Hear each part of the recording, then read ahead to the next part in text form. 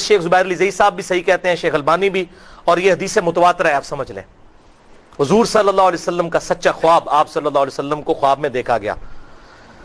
مسند امام احمد میں انٹرنیشنل نمبرنگ کے مطابق 2165 2000 اور جلد 1 صفحہ 242 پہ یہ حدیث ہے, جس کی وجہ سے میں نے یہ مشن اٹھایا ہے, اور آپ کو یہاں پہ ماشاءاللہ جو 300-400 لوگ موجود ہیں, ان کو یہ دعوت دینے کے لیے آیا ہوں اسی کی وجہ سے. عبداللہ ابن عباس کہتے ہیں کہ ایک دن دوپہر کے وقت میں نے حضور صلی اللہ علیہ وسلم کو خواب میں دیکھا, ان کی وفات کے 50 سال کے بعد. یہ صحابی کا خواب ہے, اور بخاری اور مسلم کی حدیث ہے, جس نے خواب میں مجھے دیکھا, مجھے ہی دیکھا, میری شکل میں شیطان نہیں آ سکتا.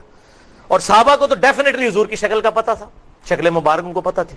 ابن عباس نے خواب دیکھا, وہ کہتے ہیں میں نے دیکھا حضور صلی اللہ علیہ وسلم کے بال بکھرے ہوئے ہیں, جسم گرد آلود ہے, اور پرانگدہ حالت ہے. میں نے کہا میرے ماں باپ آپ پر قربان, یا رسول اللہ یہ آپ کی کیا حالت ہے؟ تو آپ صلی اللہ علیہ وسلم نے ہاتھ میں ایک خون کی شیشی اٹھائی ہوئی ہے, اور لوگ کہتے ہیں جی وہ تو شیشہ, او پائی شیشہ قبل مسیح بھی ایسی. حضور صلی اللہ علیہ وسلم سے کانچ کے برتن میں پانی پینا ثابت ہے.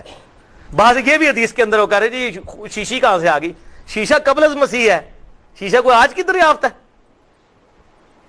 خون کی شیشی اٹھائی ہوئی ہے, اور آپ صلی اللہ علیہ وسلم نے فرمایا کہ اس میں حسین اور اس کے ساتھیوں کا خون ہے جو میں صبح سے کربلا میں جمع کر رہا ہوں. میرے حسین اور اس کے ساتھیوں کو قتل کر دیا. حضرت ابن عباس کہتے ہیں میں کانپ کے اٹھا, میں نے وہ تاریخ اور دن یاد رکھا, 61 ہجری 10 محرم الحرام کا دن, حضور کی وفات کے 50 سال بعد. کئی دن بعد خبر آئی کہ اسی دن اسی وقت حضرت حسین کو شہید کیا گیا تھا. ظاہر ہے اس وقت انٹرنیٹ نہیں تھا, اسی طریقے سے چینلز نہیں تھے, تو کچھ دنوں کے بعد خبر پہنچی.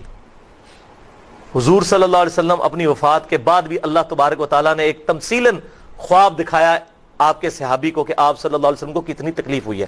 یہ تمثیلاً ہوتا ہے, یہ نہیں ہوتا کہ ایگزیکٹ آپ کو کربلا میں موجود تھے. مثلا آپ مجھے خواب میں دیکھیں تو اس کا یہ مطلب نہیں کہ میں آپ کے گاؤں میں آیا ہوا ہوں, ٹھیک ہے. مجھے آپ اگر کہیں میں نے آپ کو خواب میں دیکھا تو مجھے نہیں پتا ہوگا.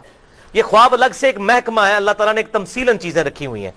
اس پہ میرا پورا لیکچر ہے, مسئلہ نمبر 6B, میں نے اس پہ بتایا کہ آپ صلی اللہ علیہ وسلم کی خواب میں زیارت قیامت تک ہو سکتی ہے, لیکن جو آپ کی شکل مبارک, یہ نہیں کہ صرف صحابہ کو, بعد میں کئی لوگوں کو ہوئی ہے. میں نے صحیح مسلم سے, ابو داؤد سے مثالیں پیش کی ہیں.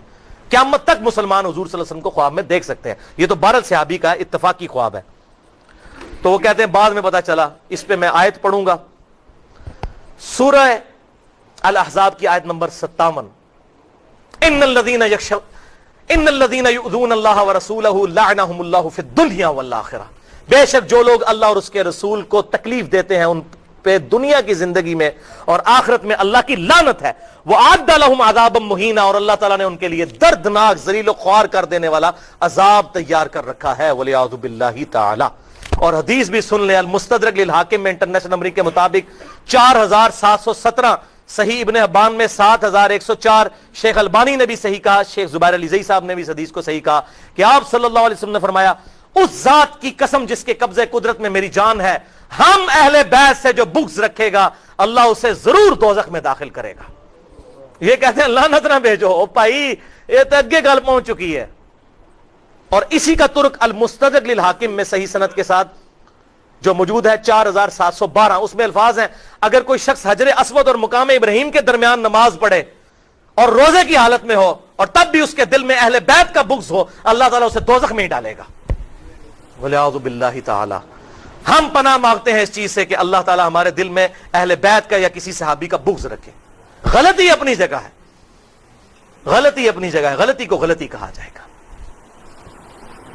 اللہ اکبر. اور آخر میں اپنی گفتگو کنکلوڈ کرتا ہوں ایک قول پر جو بخاری اور مسلم کے متفقہ راوی ہیں, بنیادی راوی ابراہیم نخعی تابعی المتوفا 96 ہجری, امام ابو حنیفہ رحمۃ اللہ علیہ کے دادا استاد حماد بن ابی سلیمان کے استاد ابراہیم نخعی, ان کا قول المجم الکبیر الطبرانی, طبرانی امام طبرانی کی کتاب میں موجود ہے, 2829 نمبر اثر ہے, جلد 3 صفحہ 112 پر.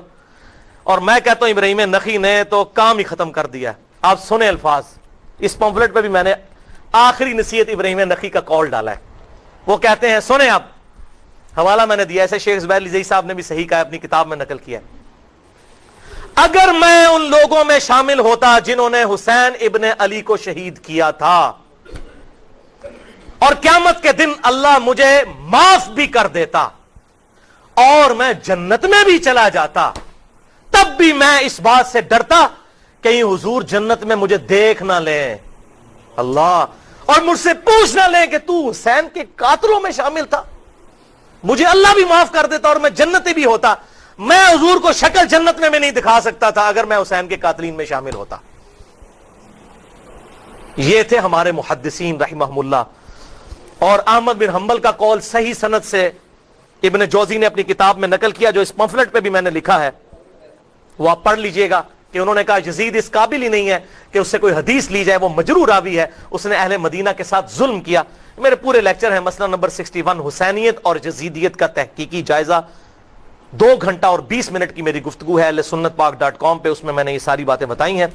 اللہ تعالیٰ سے دعا ہے کہ اللہ تبارک و تعالیٰ جو حق بات میں نے کہی ہمارے دلوں میں راسخ فرمائے، اگر جذبات میں میرے منہ سے کوئی غلط بات نکل گئی بحیثیت انسان تو اللہ تعالیٰ ہمارے دلوں سے معاف کر دے، ہمیں کتاب و سنت کی تعلیمات پر عمل کر کے دوسرے بھائیوں تک پہنچانے کی توفیق عطا فرمائے۔